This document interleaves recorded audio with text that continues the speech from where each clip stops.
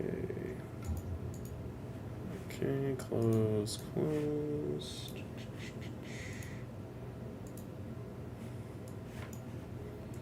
YouTube. Okay, let's see. Okay. Oops.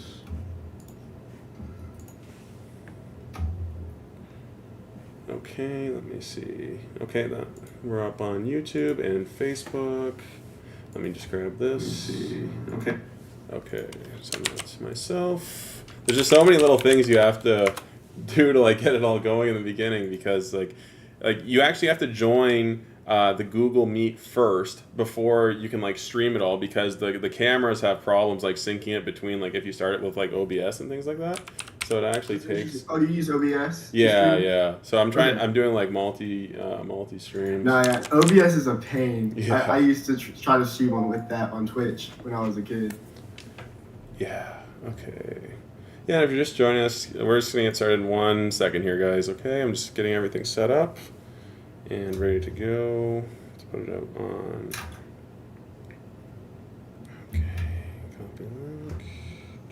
How do I see the comments? Should I go on YouTube and just open that on another tab? I have them. I actually have them all. They'll be coming up on my. I basically do this all through like Restream, so it comes up on my terminal here, because I have it on Facebook and YouTube, and it'll be on TikTok also. So it's gonna be like all over the place. So like if I get like a question or something, I keep an eye on it, and I'll be able to read it. No worries. Okay, just give me 1 second here, and we'll be good. Just need to post this and then turn on the TikTok live, and we'll be good to start. So you stream on TikTok, Facebook, and YouTube? Yes, that's right. Okay.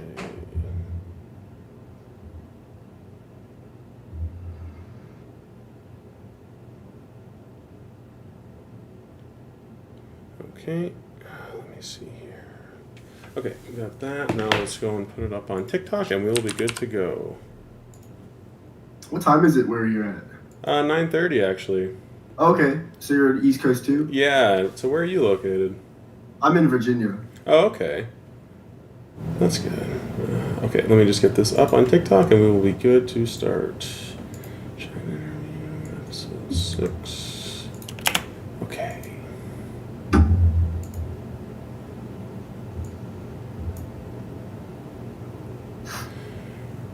Okay, hello everybody. So this is actually episode 6 of my show. Honestly, if you're new to watching this, we've been having amazing episodes so far, guys. So basically, each week we bring out a new entrepreneur or someone who wants to talk about personal finance, and I just basically do my best to help educate them, provide guidance wherever possible, because I am in a position now where I'm about 10 years ahead of where a lot of these people who are coming on and want to learn and where they want to be, right? So I have a lot of really good perspectives. I've built up a very large business. I have a net worth over $30 million at this point. So those are essentially my credentials as to why someone would want to listen to this, right? So with that in mind, we have an awesome episode today. We have a very enthusiastic 19-year-old young entrepreneur. His name is Jacob. He's coming to us from Virginia. And just want to welcome you, first of all, my friend. You've been an awesome supporter, and it's been great to talk with you so far. No, thank you for having me. I appreciate your time. Oh, for sure. So it's funny. Normally, when I talk to someone and they have the idea of coming on the show, I always tend to say, like, look, okay, can you go and like make some questions, think about what you want to say beforehand, so I can be as useful to you as possible. Yeah. And I sent him a message yesterday, and he actually had 15 questions prepared. So it was honestly, I love it, right? Because it makes my job really easy. But the way I like to start these before really getting to that is to really know more about you and about your real goals. So I guess maybe in a couple minutes, like total, could you sort of explain where you're at in your life, what your ambitions are, and where your goals are, and then we'll go from there. Yeah, absolutely. Well, I graduated from high school about a year ago. I've been dabbling through a bunch of different jobs, trying to find my niche, I guess, and it's been sales, but I don't think that's necessarily what I want to do with my entire life. I think that a big passion of mine is mental health, and mental health, and specifically with like anger and depression, anxiety, and how we can fix that as a whole in the whole world. Because I think we have a misconception on how we're treating it. We shouldn't be giving people medication and drugging people out. I think that is the wrong way to go. But uh, yeah, I've been doing sales jobs. I tried to do drop shipping and Amazon FBA, but it didn't work out for me. Uh, so I'm back now at a job again. But Mhm. should keep trying and keep pushing, you know. So Oh, for sure.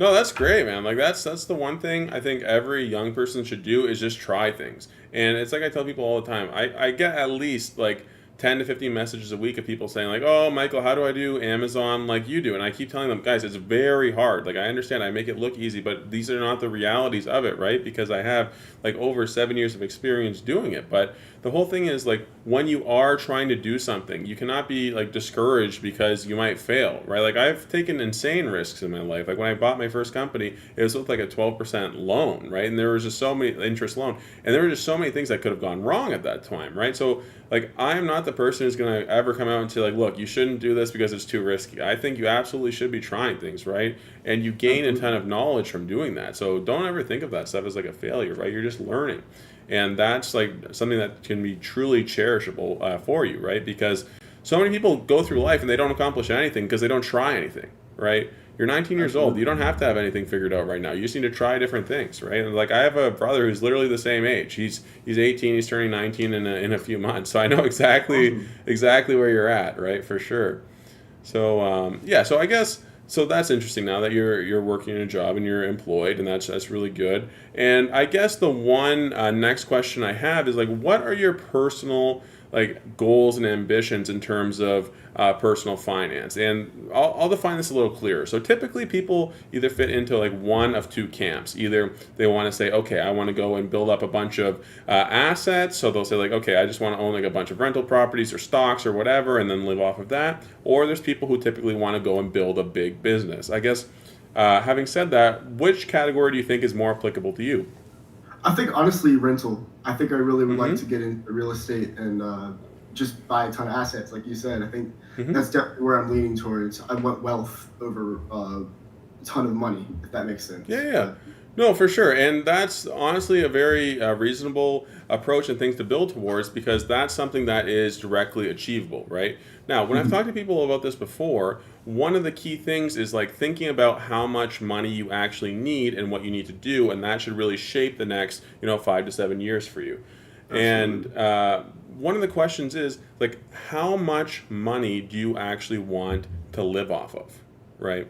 Like, do you think it's like 50,000 a year, $100,000, or 100,000 a year, 200,000? Like, what do you think? That's such an interest. I probably should have thought about that. Hmm. That's such an interesting question. See, I guess I'd be okay with 100,000. hmm I'd be okay with that. Like I think that's stable living. yeah, for sure.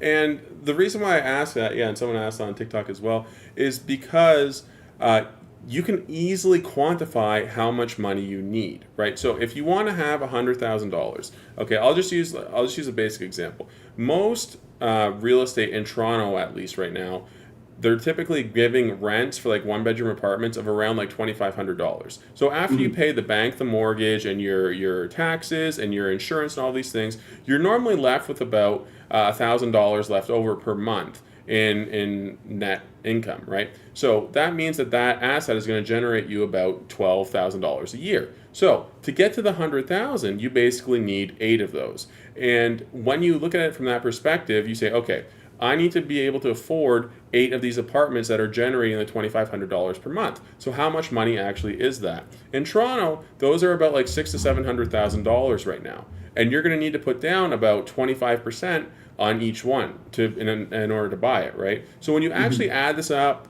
it ends up being about like $400,000. That's the actual amount of cash you need to serve as down payments on those houses to produce the income that you want to sustain yourself. So really, Mhm. that's not that much.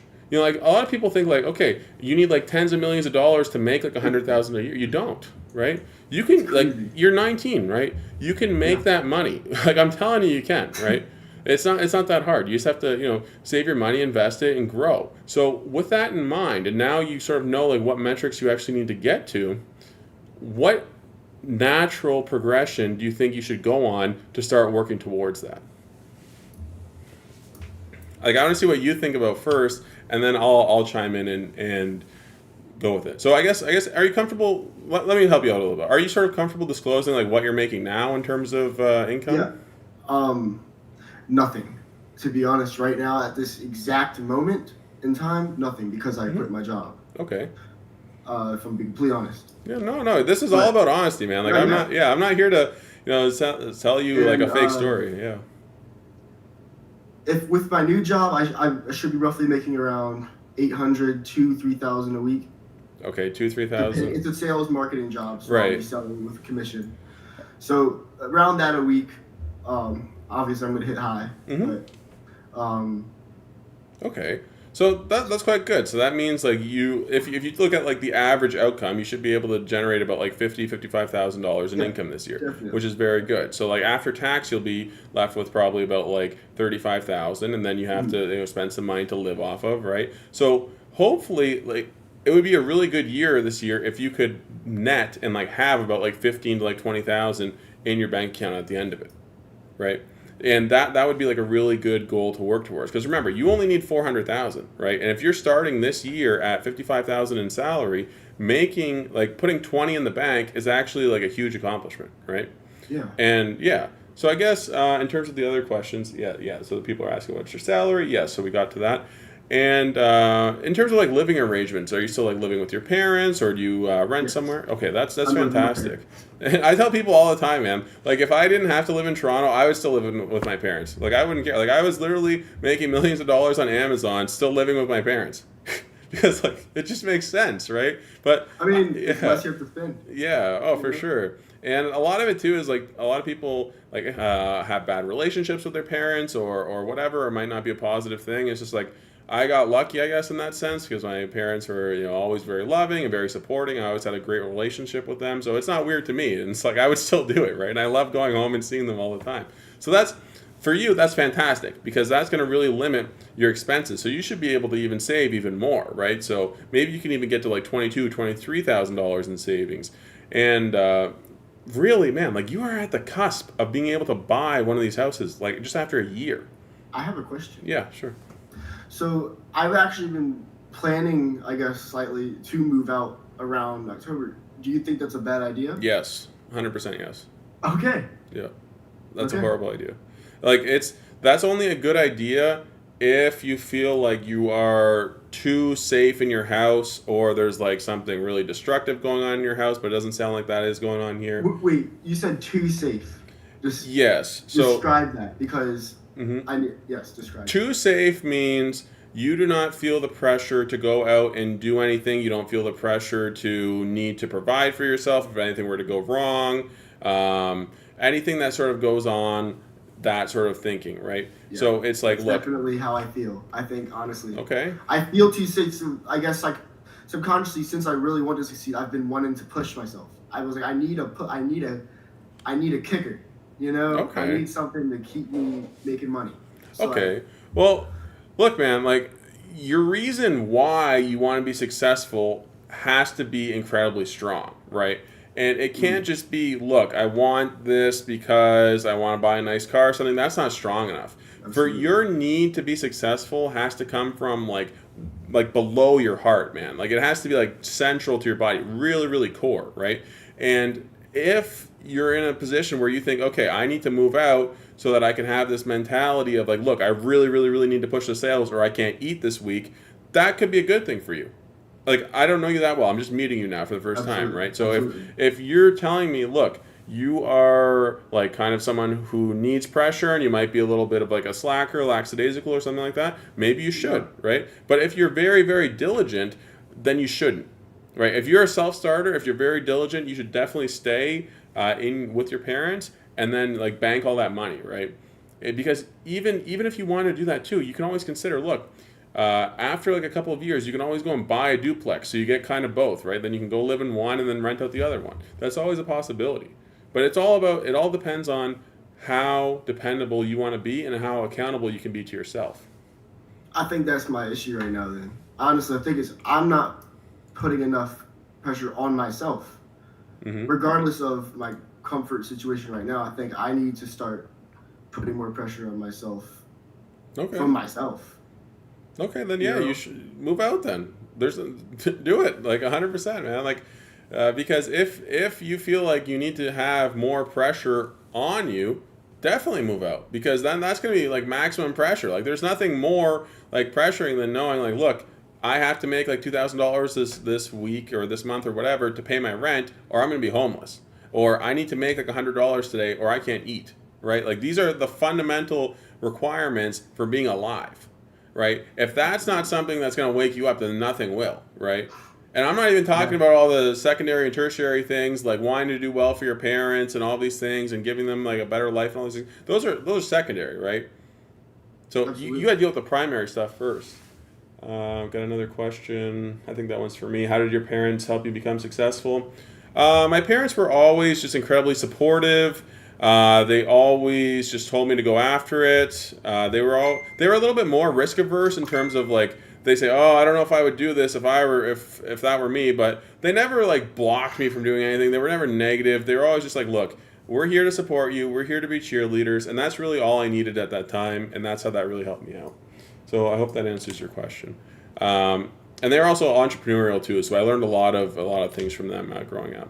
So What did your parents do? yeah, so my mother actually owned a education business, and my father owned several like hair salons. So these are really like owner operator businesses. They are the business. They're working 24/7 to really like put food on the table and Mm-hmm. really grind it. So it was a great example.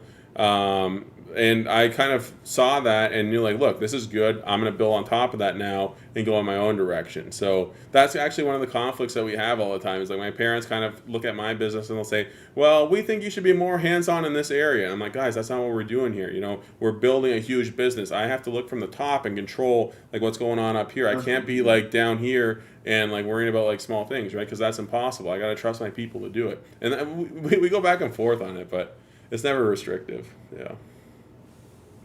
Sorry, so let's carry on. So, okay, you think you might want to move out because you might need the pressure to actually go and become a high performer. I agree with that. If you think, you need that, then you need that, right? Like, Hmm.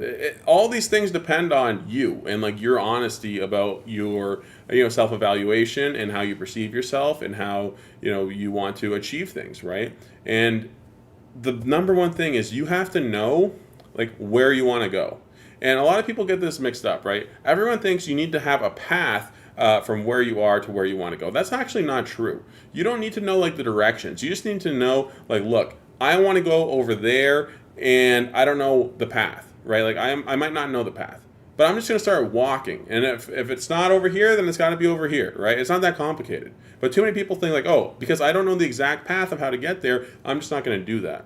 So as long as you know what success looks like for you, and you know that now, you know you need to make about $400,000 to live that life you want. Okay, Absolutely. and every time you make a dollar, you're getting a step closer to it. That's all that matters for you.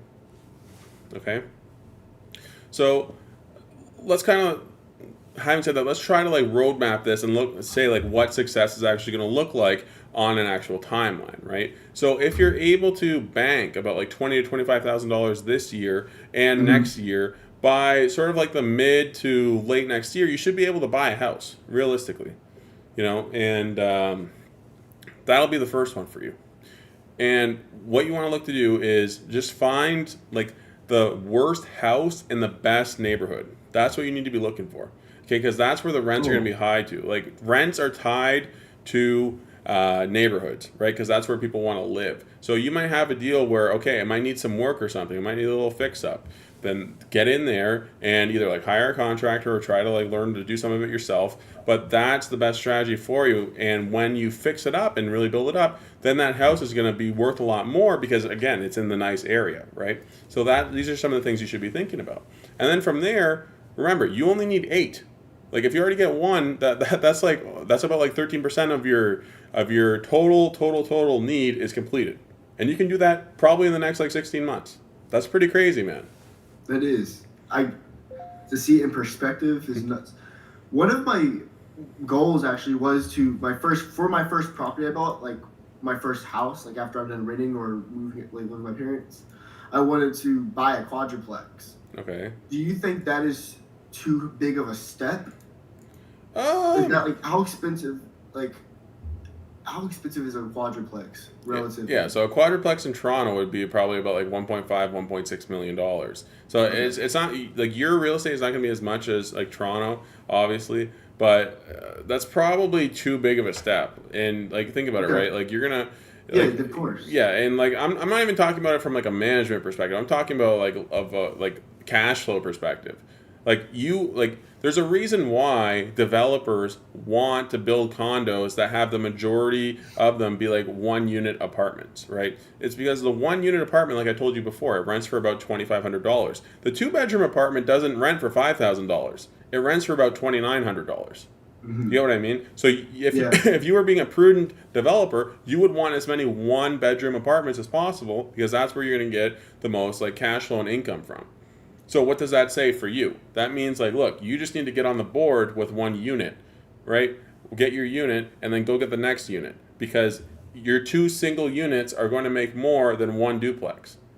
Do you know what I mean? It has to be. It has to be that way. Like there's no, there's no alternative, right? Because no matter, go ahead. So if you buy 1 single unit, right, and where are you gonna live if you rent that one out? Well, let's say you didn't have mom and dad. Mm-hmm.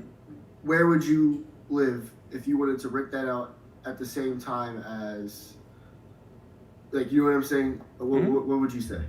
Yeah, well, it's just basic math, right? If you only have 1 bedroom and you're trying to live in it, you can't rent it. So in that case, I would probably, right. So I would probably like live in like the like shittiest place possible and get your expenses like really low. Like you don't have to live in a nice place like when you're 19, man. Like you're okay. Like your body's gonna work fine for the next 10 years, I promise you. So you don't have to have like the nicest stuff. Just try to keep your costs low. Mm-hmm. Like the live-in thing is more with like the duplex, and that's kind of more of like a longer term thing. If you're trying to go quick, like you just want like single houses, like bang, bang, bang, bang, bang. Okay. Yeah. Okay. Mm-hmm. That's really interesting. I've never heard it from that perspective. I've always heard it that way that I was saying, like the duplex, you live in one side. That's the way it's good. It's good, but the duplex never makes double the rent than the single units do. Never. You can make way more focusing on single units. Typically, yes.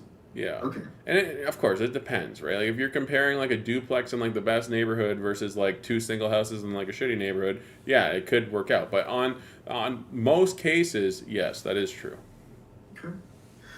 Do you want me to get into my questions? Sure, absolutely. Actually, one second. Another guy asked a question here. What advice would you give to someone looking to improve their financial situation?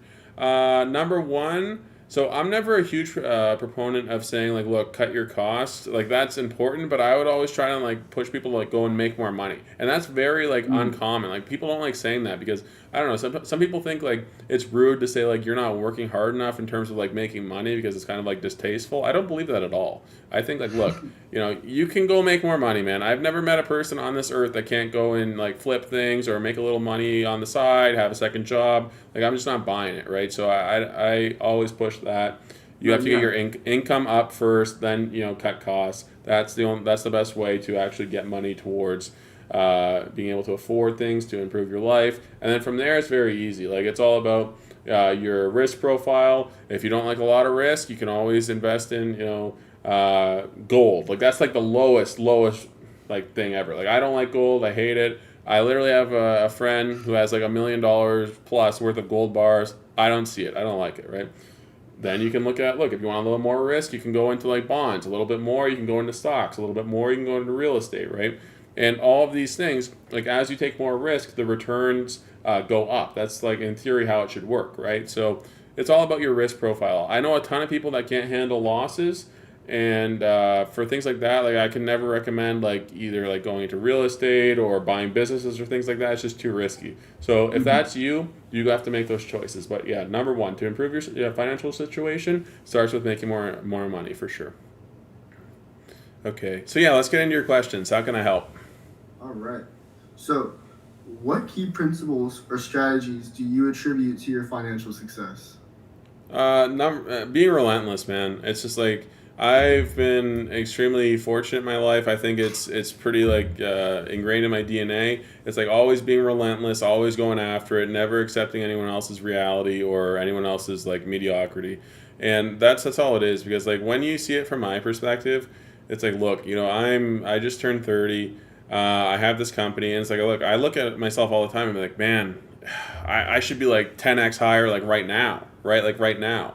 And if that's the case for me, it's like, what's everybody else doing, right? And I really gain the sense of it's because they're not like going after it. They don't feel it. They don't believe. They don't have the confidence. These are all the things that go into it. But the huge factor is just like being relentless in pursuit of your goals. That's number one, always. Okay. Hmm. All right. Um, how did you overcome challenges and setbacks on your journey to becoming a millionaire?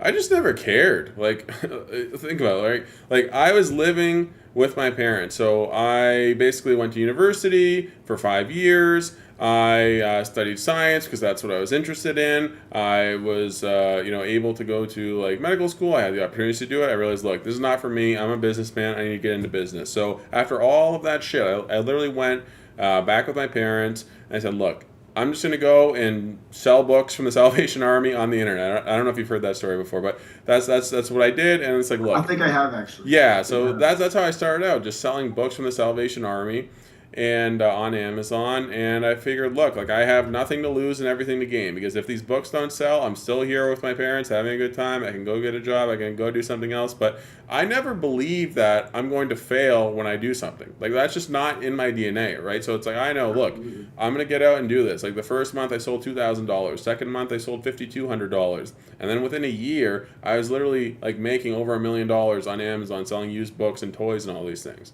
Like that's just how it went, right? Yeah. And like I never like of course I had setbacks, but it's just like I never cared because remember what I told you earlier about I always knew the destination that I was going to, right? Like I always knew I was going to be successful. And I didn't care if I made like a wrong turn here or there. Like, man, I've made mistakes in my medical company that are bigger than like entire families' net worths before. Like I literally have burned $500,000 from just being like stupid mistakes, like stupid stuff. And you know what? You know what happened? We grew like we had the biggest year ever. The year after that, it's just like these things are not correlated, right? So like, what am I gonna do? Sit around and be like, oh, like woe is me. I'm so sad because I messed up. It's like I mess up all the time. It doesn't matter. But guess what? I'll go and do the next 10 things perfectly at a world class level, and it's gonna blow that way out of the water. So I never worry about that stuff. Okay. Hmm. Um, what advice would you give to someone who aspires to achieve financial independence and wealth? I know some Uh, of these are cliche, but I'm just yeah. trying to get a bunch of like Sure. Okay, so if you're looking for financial independence, the number one thing is like we kind of talked about before, looking at the problem. Like what do you actually need? So many people just say I want to be rich, okay? But that's not clear. That doesn't mean Mhm. anything. What's rich? Is rich $1 million? Is rich $10 million? Is rich $100 million?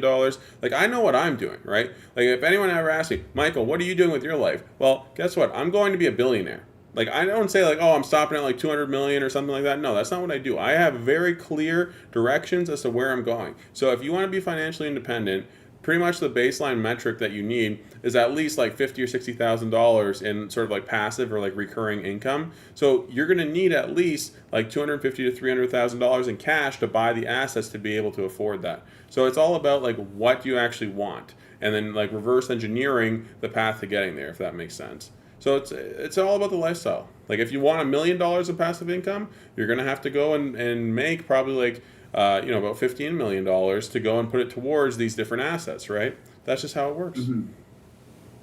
Hmm. Okay. Um, can you share any important habits or routines that have contributed to your financial growth? Sure.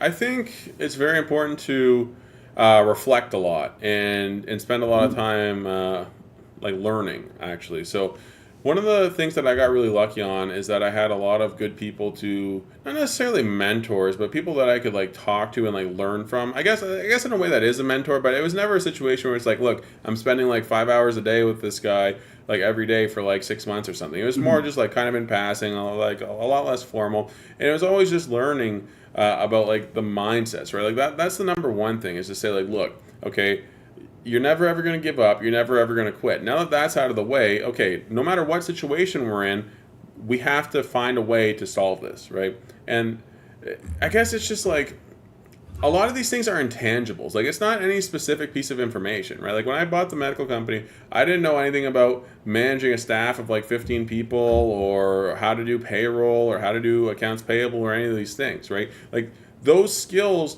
were irrelevant.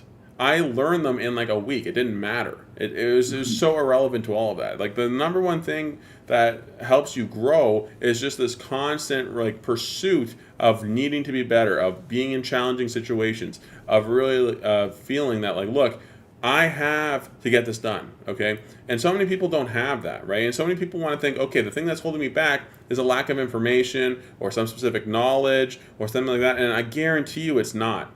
Not at all. Like the number one thing is the pursuit of greatness and just having the energy to do it and get out and just push. That is the number one thing that's going to help you achieve these goals. It's not anything else for sure.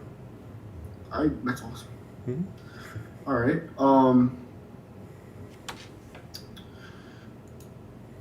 What investments or industries do you consider most promising for our future or for future wealth accumulation?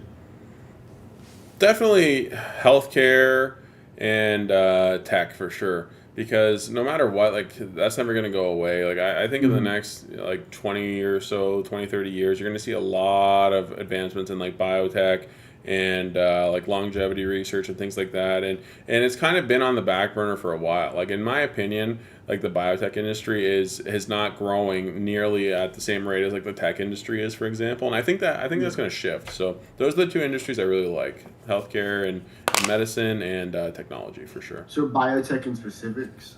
Yeah, so Mm-hmm. biotech, like, there's a ton of things that happen there, right? Like, you can look at people doing like gene therapies, for example. You can look at people coming out with new cancer drugs or HIV drugs or any of these things or like organ generation and like stem cells. Like these things are going to play major Yeah. factors like going forward, 100%. And Okay. like there's some companies out there right now that are probably like 50 $100 million companies are just trying to come out with some new drugs and they don't know what's going to stick or whatever. They're going to be like hundreds of billions of dollars one day. They're out there right now. It's just you got to do the diligence and find out. Okay. Hmm. How do you balance risk and reward when making investment decisions? Yeah, so in this case, I tend to favor more risk. And let me tell you why.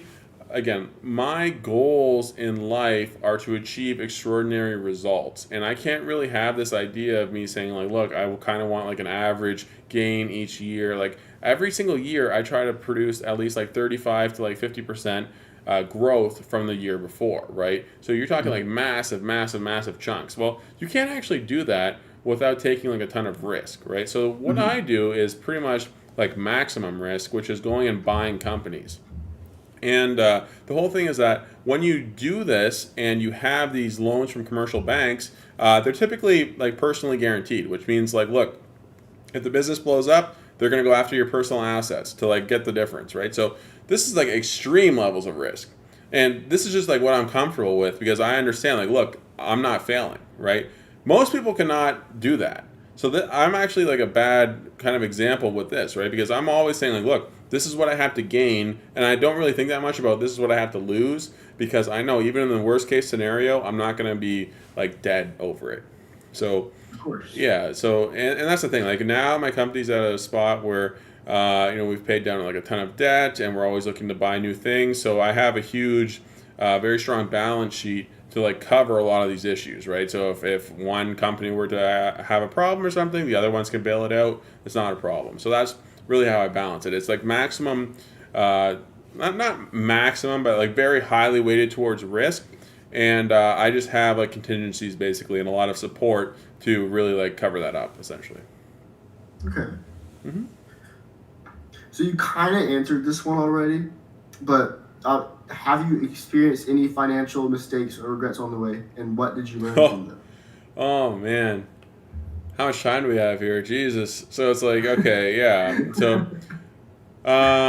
just so many good ones. Okay, so first of all, when we were actually buying the medical company for the first time, I didn't have the experience at all in finance or in doing commercial loans or anything like that. So we basically got like the worst loan ever, which is like a 12% private loan from like, it wasn't even like a good bank. It was just like a crappy private lender because we basically had like a good bank lined up, but then at the end of it, they were kind of sketched. They're like, dude, you're 25 years old. You've never done this. Like, we don't trust you with this. And to be fair, that was a pretty fair assessment at the time because I had never done it, right? Like, it's very hard to start in this industry. But once you do, like, people see your track record and then they flock to you. But in this case, look, this 12% loan, and not just that, it was a guaranteed payment. So no matter like if we refinanced it like a month later or like 3 months later, we had to pay 9 months worth of interest, and the interest on that loan alone was $20,000 per month, right? So we literally spent hundreds of thousands of dollars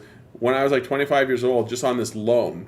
But it ended up like, look, you hear that and that sounds really bad, and it was really bad. If I were to, now you have $30 million. yeah, right, and it's just like it's just how it goes. It doesn't matter, right?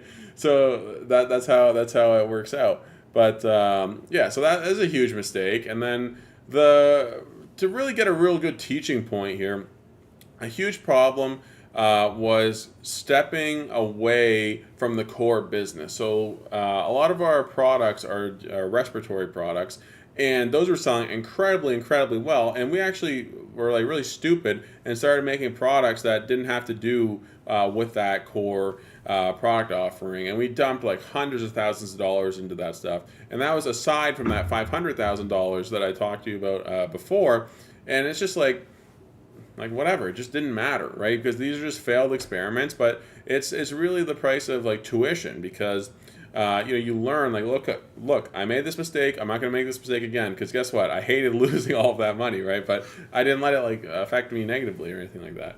But other than that, it's pretty good. Like one time I overpaid for this one company we bought by probably about $1 million, but I got like really good terms on it, so it's not a real big mistake. But basically, I'm at the point now where the only like thing that would be really crippling is if I went and spent like 20 or 25 million on something and it ended up being like worth zero, which pretty much isn't going to like happen based on like all the criteria and things we have in buying businesses. Mm-hmm. So yeah, I don't envision like too many like really hardcore mistakes going forward, because I've just been like beat down by this so many times, right? It's always like stick to the core plan, build out what you have, and don't try to like find new things basically that are too far away. So those Would are the you main also ones. say, like, if you have a business that has made some success, to not try to branch out from what you have succeeded on, and just to focus and advertise, slam on those which you have Yeah, so there's succeeded on? so there's a classic example here that a lot of people don't realize. So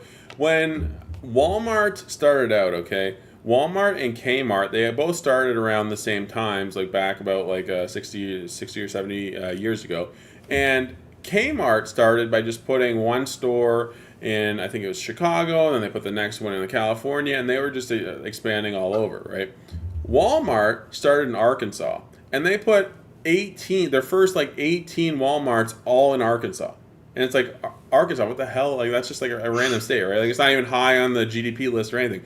But they had the right idea, because they understood their market, and they understood, look, we're not going to expand to somewhere new until we milk every single possible dollar out of our current opportunity. And that's the number one like business philosophy to have in terms of like expansion is, look, you got to work your current opportunities more, because there's always more that you can squeeze.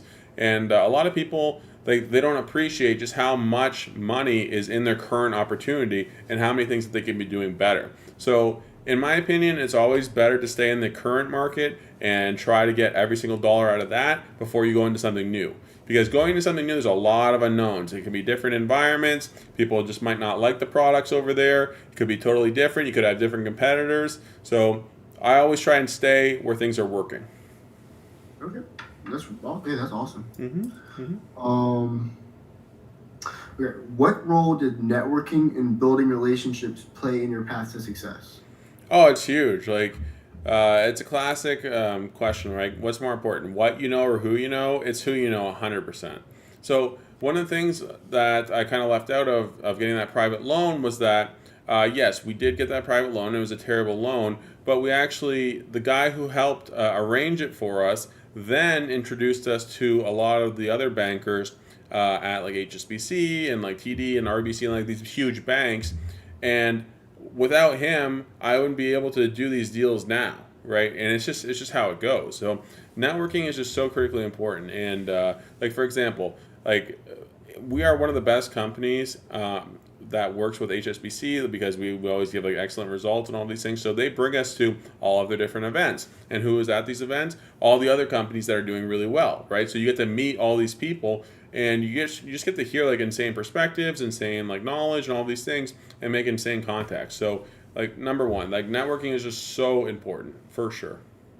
For somebody who hasn't been able to meet a lot of successful people, Mm-hmm. where would you say the best place to go to network with those people would be? It depends like what you're actually looking for, right? Like if you want to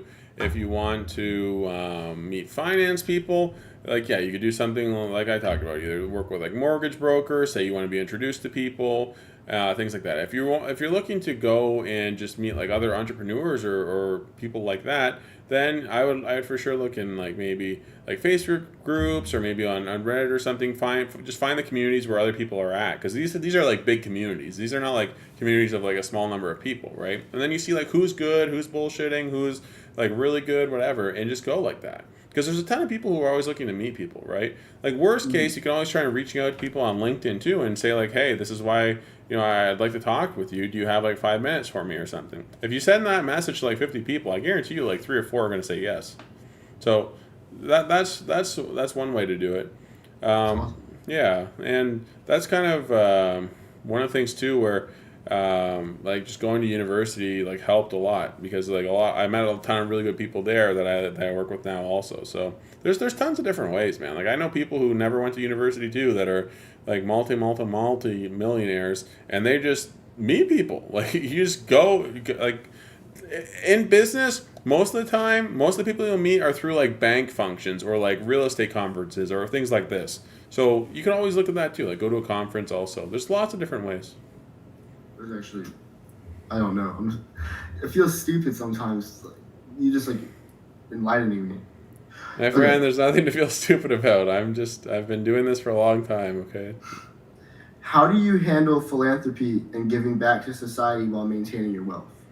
Yeah, I actually have a kind of controversial view on this. Like, I don't believe in charity in the sense of, look, I don't want to give money to someone else to then like just pay themselves a salary and say that they're doing something good with it. Because I actually did. It's crazy actually. By some like lucky accident, I had this research class in one of my like social science classes in university, and the topic that I got assigned was literally reviewing charities and looking at how much of the budgets go towards what the actual charity is claiming they're doing, right? So I looked at all kinds of different foundations, and it's crazy. Like in some cases, upwards of like 80 to 90% of the money you actually give to these charities just goes onto the payroll of maintaining the charity and not actually like helping anybody. So it'll be like paying like the CEO of the charity like a ton of money and all of these things. It's just like I just don't believe in that at all. Like if I want to help someone, I'll just help them, right? And that's how I prefer to help. I don't ever want to say like, look, yeah, like so that's your answer. You give directly. Yeah. That's I'm the same way. Yeah. I am the same way. I feel the same way as you. Like I'll give directly to people. If I see somebody struggling, yes. That's how you have to. Okay. Yeah, like I'm not here for clout. I'm not here for any of these things. It's just like when I see someone that I want to help, I just help them, and I would never. Yeah. Right. Yeah. Right. Yeah. Okay. So What books, resources, or educational materials would you recommend for someone interested in learning more about personal finance and wealth creation? Okay, yeah, that's an interesting one because like I'm not huge on books, but there are.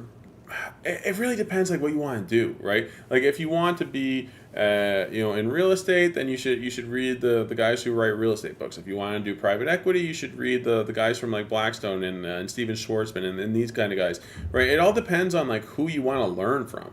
Like I never like see that's the thing. I never like read a book and was like so sort of mesmerized by the knowledge in the book, if that makes sense. Like that never really did anything for me. But reading memoirs of people that I thought had really cool lives was very inspiring because I kind of looked at it and said like, look, okay, this is what this guy was doing at this age, right? And that was always like really good for me.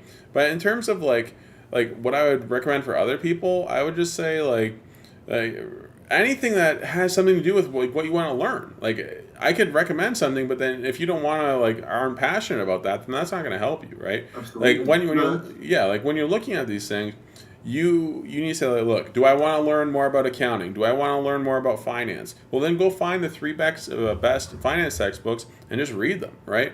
Like that's what you should do. It's like whatever you are passionate about or whatever you want to learn, you can always type in Google, man, like these, like what are the best books for this field, and you'll get an answer for sure. That's what I recommend. Okay. Hmm. Um, can you share any significant? I think you pretty much answered this in the first question, but can you share any significant mindset shifts or changes in perspective that helped you achieve your financial goals? Oh, for sure. Yeah, it's the hardest one to ever overcome, and that's like not like giving a shit about what anyone else thinks. And I understand this is such a cliche, and so many people say like, "Oh, I don't care," but you care, you know. And it's like, um, it's really, really hard to not care about what someone else thinks about you.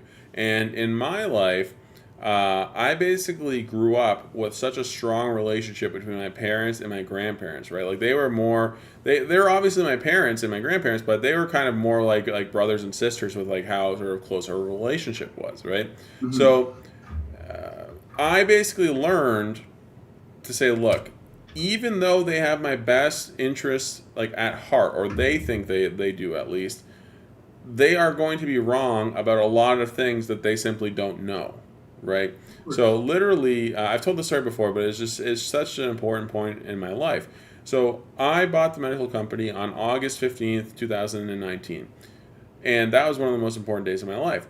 But another one of the most important days of my life literally happened the day before that. Okay, and it was at that time I was literally at my house and I was sitting there with my parents and my grandparents, and I was saying, well, they knew I was actually leaving to come to Toronto the next day to go buy this company, and they were saying, well, we don't think you should do this. What about all the risk? What about all the things you've done? You have so much to lose. And I literally looked at them and said, guys, look, I have to do what I think is right in my heart and in my soul, okay? I want to do this. I'm going to do this. I'm going to make it happen. And after that day, I realized, like, look, like, there's literally nothing else that could be worse than that. Like, they literally told me not to do it, and I told them I'm going to do it. And these are the people that I love the most. Like, you don't understand. This is not like, oh, I kind of like my parents. Like, no, this is like a 10 out of 10, like, love and respect I had for them. And they were very concerned about what I was doing. And I said, no, I'm doing me, right? After that, it's like, nothing's ever going to be harder than that, right? And Oh, yeah. I didn't even think twice about it. I didn't think like, oh, what are they going to think? I literally just came out with it. Like, you can ask my mom, like, anytime. And she would say the exact same thing. Like, I was looking at my like grandfather actually because he was very concerned. I looked at him like a laser, like this, and I was like, "I'm doing this," and I said, "Okay." And then when you start becoming successful, they it resonates, and they're like, "Oh, good for you, right?" Mm-hmm. It's awesome. For sure. It's really interesting. Um, how do you handle financial pressures or the stress that comes with managing significant wealth? See, that's one of the things. Like, I never apply pressure to myself. Like, I wish people could sort of live as free and feel as free as I do. Right? Like, it doesn't matter to me if the company is like 5 million or 50 million or 100 million or whatever. I still don't feel like I have anything to lose because I literally created all of this, right? If it all went to zero tomorrow, I could do the exact same thing again and probably do it 10 times better. So it's like that's what allows me to say, like, look, okay, I'm going to go buy this company now with a ton of debt and take a ton of risk here. Because guess what? If it blows up, I'll be back in the same spot. Like, I literally don't care if tomorrow I have to move back in with my parents and start selling like books on Amazon from the Salvation Army again. I literally don't care, right? And that's why I'm able to do these things. And absolutely, I don't see it as a setback. I don't see it as any kind of like negative thing. These are just the things that happen. Okay. hmm Um. And sorry, and if you're asking, I understand your question too. It's like when you have more assets, it's like feeling more that you have something to lose. And that's where I don't feel that, right? Like I don't feel like I have anything to lose because, I have like this nice company and all these things, right? Because like I know, again, I have the confidence in myself to know, look, I'm only a fraction of where I need to be right now. I'm going to be like 500x bigger than this, in the next decade. So if I'm going to like worry now, like what am I going to do then, right? It doesn't make any sense. So I just don't even think about that stuff. It's, you know what I'm noticing? I think mindset is the biggest difference between a non-successful and a successful person. Besides any of the boundaries or things that are holding them back or whatever, if you have the mindset of nothing is holding me back and nothing can stop me and there's nothing that can hurt me, even if it's straight up lying, but you're so set and dedicated to that, that's the only difference. 100%. It's so insane. The power of the mind, man. It's the most powerful organ in the world. No, yeah, I was reading this book called The Power of the Subconscious Mind. Okay. And it goes really in depth about that. You should, if you want to, sometime you should read that. It's a really good read. Okay. Yeah. But, what are some common misconceptions or myths about wealth creation that you've come across in your journey? 100% that you need specific knowledge, 100% that you have to be an expert in something, 100% that you have these self-limiting beliefs that you can't do it, or that there's some trick, or there's something that you don't know. These are all the common mistakes that people make all the time because they just want to have this reason as to like why they're not going after something. 100%. Like I guarantee you, like I know more people with like 90 to 100 IQ that are extremely rich than people who have like 140 or 150 IQ. Because normally the smarter people, they can only look at things for like the problems, right? And they are too like analytical in their approach. They don't want to realize like, okay, like, oh, why did this thing go wrong? Well, sometimes shit just happens, right? Like, people just make mistakes. Like I don't need to sit here and ask you like, so many crazy things have happened just in my company, for example, right? Like one time someone shipped like 4 pallets, like literally like 6,000 pounds worth of like soaps to this customer who literally ordered like one battery. And it's just like, how does that even happen, right? But does it matter for me to think like, oh, like who made this mistake, all these things? No, like the customer didn't get what they wanted. Now we have to go pick the stuff up, right? Like these things happen every single day. And it's like, I don't worry about it, right? But this is an example of how people think about these different problems. Like there is no secret sauce. You just have to go for it, right? And you can't be sitting around worrying about like what might go wrong or the wrong turns or anything like that. You just say, look, I'm going to be rich. Why should I not be rich? Right? Like why? Why should you not be successful? Why should you not live the life you want to live? Like there's no good reason for that. Like why can't you do it? Right? Like for you, for example, like there's absolutely no reason why you cannot go and make $400,000 and live the life you want. There is no reason you could ever tell me, right? Absolutely. Unless you're like dead or incapacitated or like in a 100%. coma, there is no reason why you can't do that. 1,000%. Mm-hmm. 1,000%. I know we only have 4 minutes left, so I want to wrap this up with at least one really good question. Is there anything that a person should 100% stay away from if they want to be successful? Definitely drugs and alcohol, man, 100%. And the reason why is because it's going to take you away from reality. And the biggest thing is like, look, like whenever I have a win or whenever I have a loss, that's me, man. Like no one else, it's no one else's fault. I feel like if you drink a lot, if you do this partying stuff all the time, you are just setting yourself up to have a reason to fail, right? And I can't support that. Like, there's this concept in psychology. It's called the loci of control. And each person either has an internal loci or an external loci. And let me tell you what that means, okay?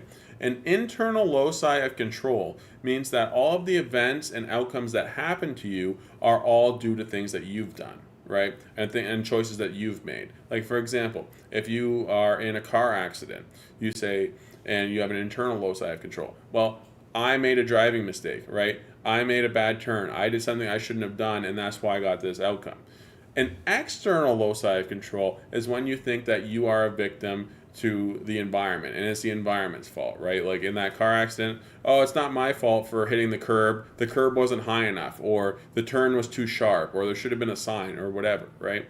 So when you have things in terms of your own internal loci of control, that's how you start becoming a lot more dominant and a lot more successful, right? So I don't ever want a situation where I can point to something and say I wasn't successful because of that. So with that in mind, that's why I don't take anything that alters my mind, right? Because I cannot even give myself that excuse. So that's what I think. And some people might say the complete opposite. Like I know people who literally can't exist or function like without like Coke, for example, right? And that's like their problem. That's not my problem. But I don't know. That's just what I think. I don't want anything that alters my mind. I think like if you're a person who's at nothing, if you've made it already, then do what you want, right? Mm-hmm. But I think if you're at a person and you really, really want to, I think what you say is absolutely correct in that perspective. You know what I'm saying? Like if you want to become something big, you can't be distracting yourself on a daily basis or even on a weekly basis. Mm-hmm. It's I think that's very important. Okay. Just 1 second here. We got a few comments. Mindset, staying active, productive, working, educating yourself, very important. Yes, absolutely. You have to have a strong body and mind, 100%. Stay away from drugs. Yes, I agree for sure. And I'm not like anti-drugs from like the perspective of, drugs are bad or whatever. Again, I'm more saying like, look, you need to be all in on what you do, and you shouldn't have any reasons as to why you want to set yourself up for failure. So that's my mindset there. Sure. I agree with that 100%. Mm-hmm. I've been battling myself about that. Mm-hmm. I've been in a mental war about. I'm not gonna lie. I've been in a mental war myself about that, and. Gotta live in reality, my man. That's how it is. Like you gotta live in the real world, and it's like 100%. That's how you do it. All right, what else you got?